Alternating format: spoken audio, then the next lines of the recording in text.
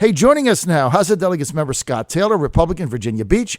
Scott is running for Congress in the 2nd District. There's 3 candidates in this race. Scott Taylor, Pat Cardwell, and existing Congressman Randy Forbes from the 4th District, moving to the 2nd District. This is going to be decided in a primary in the 2nd District on June 14th, open to all registered voters in the 2nd District. If you're in the district, you want to get informed and be able to vote and participate and make your choice, because this is now a Republican district. So whoever you nominate for Congress is most likely going to Washington to be the new congressman from the 2nd District. And so this is very critical.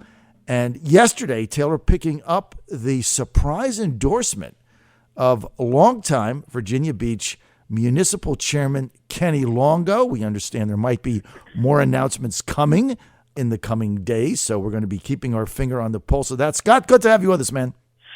John, always a pleasure to be with you and your listeners out there. Okay, so big endorsement yesterday from Ken Longo, who's really done a fine job serving as chairman of the Virginia Beach local unit party for 6 years, I believe. Tina Mapes taking over in that. Hey, the other thing I found fascinating, I don't want to get you involved in this, but I was kind of shocked on Saturday, Tina Mapes winning. That made sense to me. 2 good candidates. I thought Tina was going to win. I had her on our show a couple times. But Scott Ridgell made the nominating speech for Clay Atkinson, and Atkinson was going to go down in that thing, I understand, like 3-1. So I don't think Ridgell's got any more juice there. Well, John, let me first say that obviously everybody's a family. It's a Republican family there, and we families have disagreements. And Saturday was, I think, illustrative of where support lies. And as you probably well aware, myself and Senator DeStef and the sheriff supported Tina Mapes because we think she'll do a great job replacing Ken, who of course has done a wonderful job and in a thankless position, but he's done an excellent job, and I'm obviously proud to have his endorsement. But we supported Tina, and then Congressman Ridgell, and it looked like the Forbes camp as well was behind Clay Atkinson, who gave a great campaign. It was a good race. It was nice. They were polite, if you will. It wasn't negative. I kudos to him for trying it, but I think it was. You saw where the support was and the numbers. It was pretty much a landslide where that was, and that's obviously intra-party. So I think it was a great day for Tina. It was a great day for Senator DeStef and the sheriff, and of course myself, and where our support lies. Well, look, these internal battles happen. I wasn't there. I had something else to do on Saturday, but I understand that it was without battling, and Clay Atkinson handled it with a lot of class. But look, absolutely. Getting the backing of Ken Longo, that's like a big deal.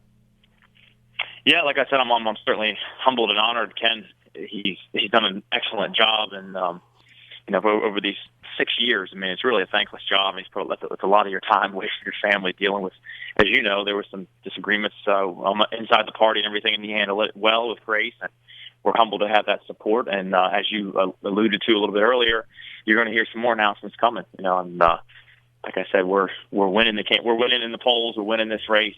We're seeing my opponent's already sending out mailers. I think he's on his 3rd or 4th mailer already because they're behind. Plus, there were calls out that were nasty against me, polling that. So they're seeing that we're winning. So they're looking for ways to be able to try to defeat us. Scott, I want to go policy and then politics. I want to start with policy. Another coming budget debacle hitting the House. They can't seem to get anything done. They're fighting in conference, fighting internally. Rob Whitman, he was just beside himself. He said, same old story, different day. We're not going to pass anything. He's proposed an amendment that basically said if we can't pass a budget, we don't get paid, to keep people in there. And he says it's going to be deja vu all over again. We're going to get to November. They're going to throw up their hands. They're going to say we can't shut the government down. And then there's going to be another omnibus type thing with all kinds of goodie packages in it. If you were in Congress now, what would you do differently? Well, let me preface this by saying at least Whitman speaks as though he's a party to it and understands that he looks in the mirror and tries to figure out ways to deal with it. other congressmen and my opponent included, I mean, they sound as though they're witnesses of what's going on as opposed to active participants. I mean, this is the reason why you're seeing the rise of Trump and the Sanders. The reason why we're probably winning the race. People are tired of do nothing, and people have to stand up, be accountable, and get things done. And what you've seen, not just with the budget, but you've seen it with many other things with this Congress, and all they have done is they've tried to have political posturing, if you will, and try to blame the president for things. And in the meantime, they haven't done anything, and this is why everybody's very frustrated with even our own party's leadership there. So, John, I'm a military guy, I'm a small business guy. I like to get stuff done, and I like to work with people to be able to find the commonality to get things done, and that's how I'll approach everything when I'm up there. Well, look, I think that's what people are looking for, no question. I want to get to politics now, and I want to start with debate gate, if you will. There was a potential debate that was scheduled for May 31st, which was supposed to be a joint debate. The John Fredericks Radio Network, our affiliates, agreed to pick it up, and also the Republican Professionals Network. It was at 12 to 1:30 p.m., and it was supposed to be at the Westin. And I had reached out to the candidates on my behalf. Everybody said they would attend. I would assume RPN did the same thing. Then the bottleneck happened when Bruce Meyer, who's in charge of the RPN, demanded that he be one of the moderators. The problem is Meyer endorsed Randy. So did his wife, Connie. They're good people that they've got a right to do whatever they want. But it didn't make any sense to me. I said, Bruce, if you've publicly endorsed one of the candidates and you're holding a fundraiser for them, it really doesn't make any sense for you to be the moderator. So why don't you just pick somebody else and we can go forward with the debate? He would not do that, and the debate collapsed. What happened? Well, let me also preface this by saying I love debating. I am not the one with the history of not debating people. I mean, that's something that you can Google. You can see my opponent. He's the one with it. In fact, I got an article pulled up right here several years ago. Forbes, a Chesapeake native, also points out that Gerard does not even live in our district, as he was trying not to debate her, saying that he was very busy. As you know, John, Congress is working 111 days this year. There's plenty of time for debates, and I will debate anytime, anywhere. That being said, like we talked about, we're all family here. Bruce and Connie have a right to do whatever they want, but we're not going to participate in a debate that someone has a moderator and they have to prove questions that basically just go right back to my opponent. That's ridiculous. But it makes no sense. In fact, John, what I would say today on the air and with you, because you're a neutral guy, you haven't endorsed anybody, I think that we should have a debate, and I'm happy to have as many as we want. But I think it should be free and open to the public. As you know, that debate, you have to pay to get there. You have to pay RPN to get there. We already have one that's through the chamber that you also have to pay as well for the plate. So, I want people to see this. Unlike my opponent, who wouldn't debate somebody because they don't live in the district, I know that he lives in Chesapeake and not in my district. However, if he wants to come here, I'm happy to debate him. And I think that we should do that. And I think it should be free, open to the public, so that the people can come and listen and see what ideas they like better. Okay, so, Scott, what happened is, so I can tell my audience, we had this debate set. Randy Forbes' campaign agreed to the date, May 31, 12 to 1:30 p.m. We had it all set up. And now they're not. Now they're not agreeing to it because they don't have their guy there. Well, what happened is Meyer wanted to be the moderator, and I told him on the phone several times it didn't make any sense. And I also said, look, I've talked to the Taylor campaign and the Pat Cardwell campaign, and they're not going to participate if you're the moderators. You just pick somebody else. I mean, what's the difference? Just pick somebody else. Pick somebody else on the board, or pick a TV guy from Channel 11 or whatever. Just pick someone else, or just go with me. And then we have a debate. Everybody's happy. He refused to do that. Then both yourself and Cardwell pulled out. Then I went to the Forbes campaign and I said, okay, they will not debate. We don't have a debate, but you have the date open. My affiliates on WNTW AM 820 on the peninsula up through Williamsburg and WHKT AM 1650 that covers more of the other part of the district up through the Eastern Shore. They've agreed to pick it up. Let's just have a debate. You already have the time reserved. We're good to go. And they told me no. They said, no, we're going to have it if RPM was involved in it. Yeah, exactly. So what I think, John, that's not indicative of a strong congressman who feels like he's got good ideas that are more important, that he doesn't live in the district to be able to come here and sell himself. They wanted to control it. They wanted their person there. They wanted to have the questions. That's BS. Like I said, I'm not the one with the history of not wanting to debate. I love debate. I love it, and I think it's important that we do debate. Congress is working 111 days this year. 111.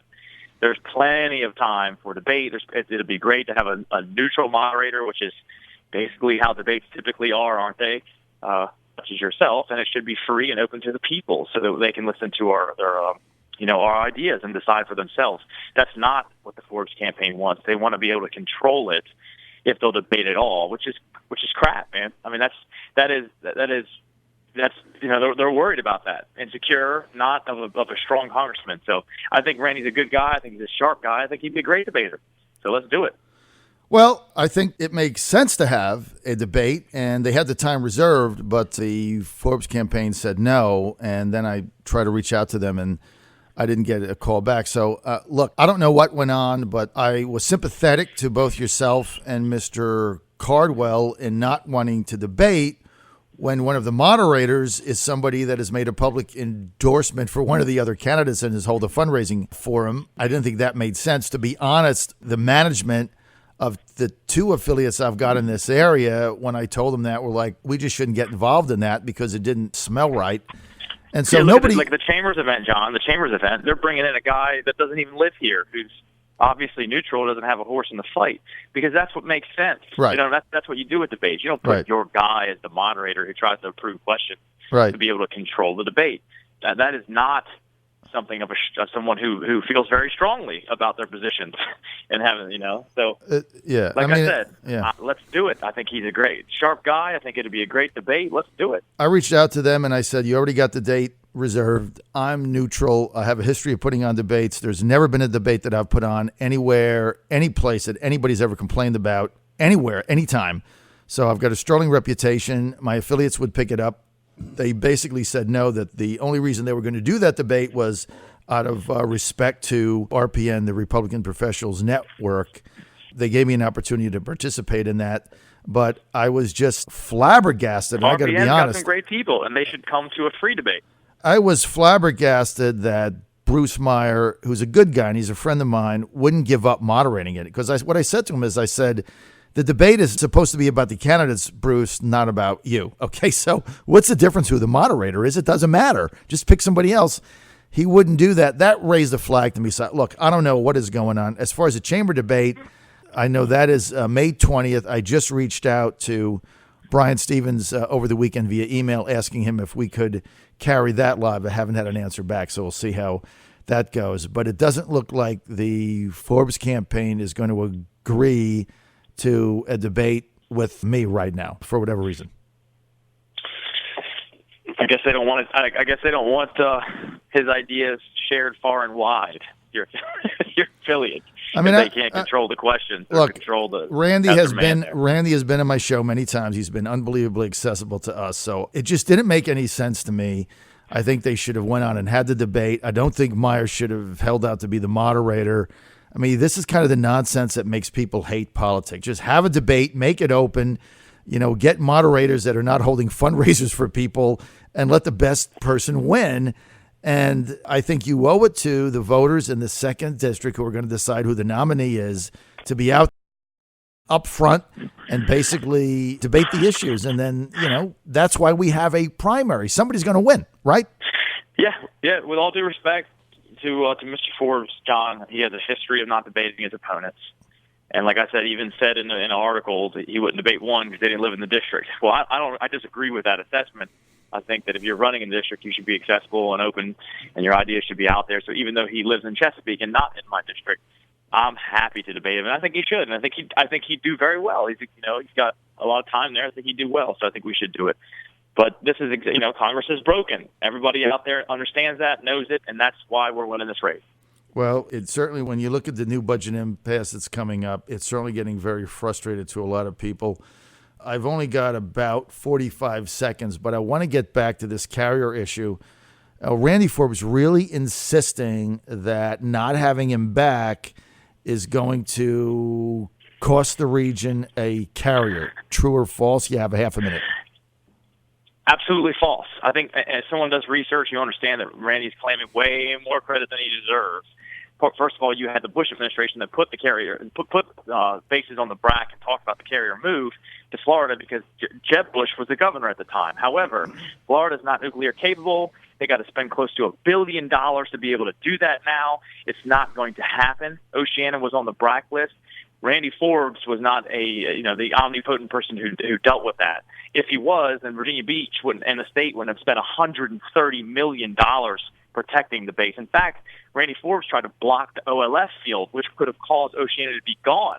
So the narrative is false. It's absolutely false. All right, Scott Taylor, we're out of time. I want to thank Scott Taylor for being with us. More information, go to, what's your web? Quickly. ScottTaylor.us, ScottTaylor.us, June 14th primary. Love to see you guys there. Love to have your vote.